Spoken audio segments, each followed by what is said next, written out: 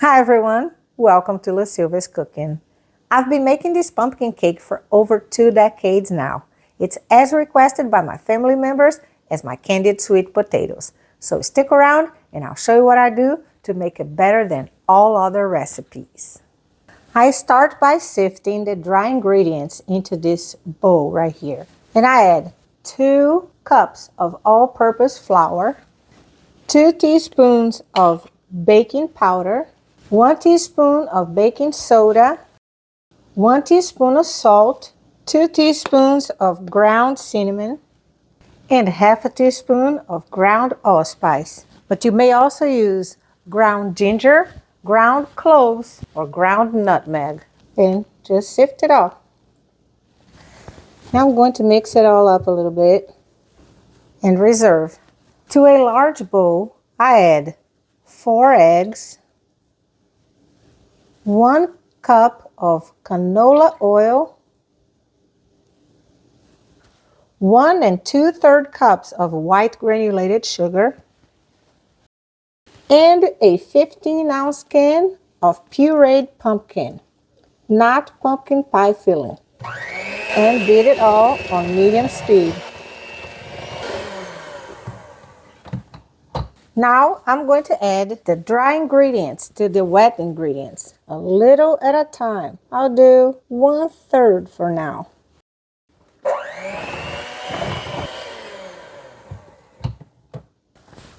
One more.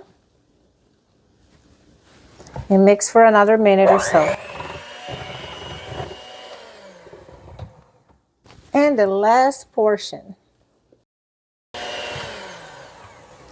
And the batter is done. Here I have roughly a 13 by 8 3/4 by 3 baking dish. Add the batter to it. The reason why I'm using a deeper pan is because it has a nice glass lid and it's going to look better at the table. And also, I like to have a little extra space up here for the frosting, the nuts, everything I want to put on. This is why I like this pan right here. It has great uses, and I'll put a link in the description of the video. While the cake bakes, I'm going to make the cream cheese frosting.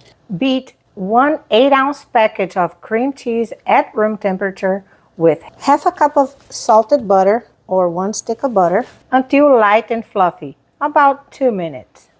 Now I add 2 teaspoons of vanilla extract and beat a little bit more.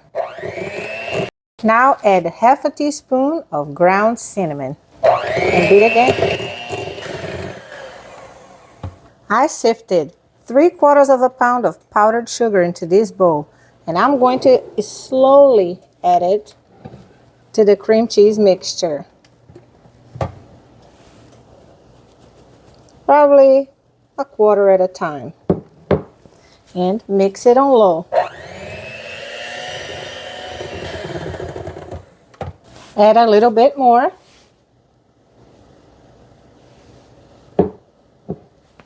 And continue mixing. And now the last little bit of powdered sugar.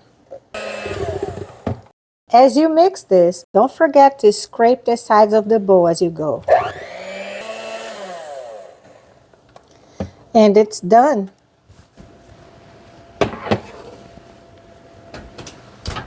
Now here's my secret to a super moist pumpkin cake. I don't wait for it to cool down completely.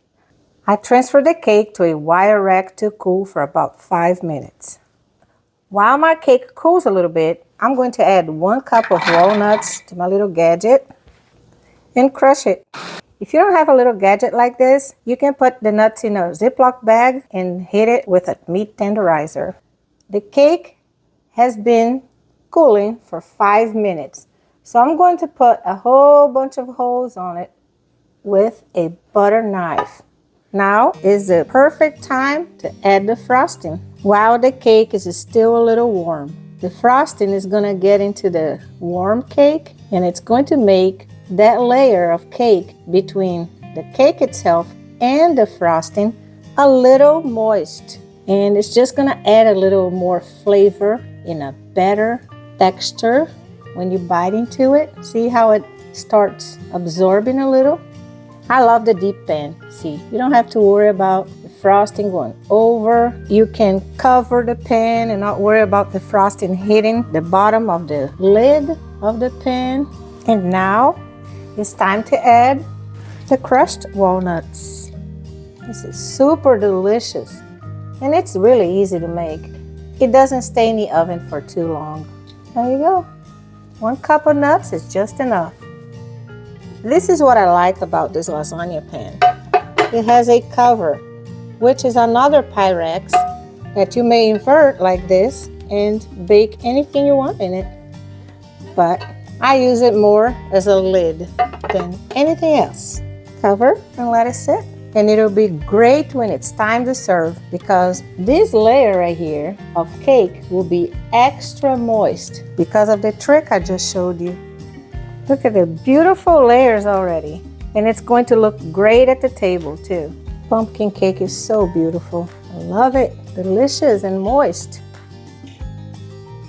The cake has cooled completely. The flavor of this cake is amazing. It's really not that hard to make. Wonderful. I hope you try this super moist cake and super flavorful. Delicious. You see that? That part right there? It's super, super duper moist. More moist than this. This is moist. Look, it's really moist. That part is better because of my method of putting the frosting on the cake that was still warm. I hope you try and like my super moist pumpkin cake. And if you're gonna take it to someone's house like I did for so many years, I suggest you use a disposable all-purpose pan with a lid. The dimensions are 13 1/4 by 9 5/8 by 2 3/4 inches. Thank you for watching.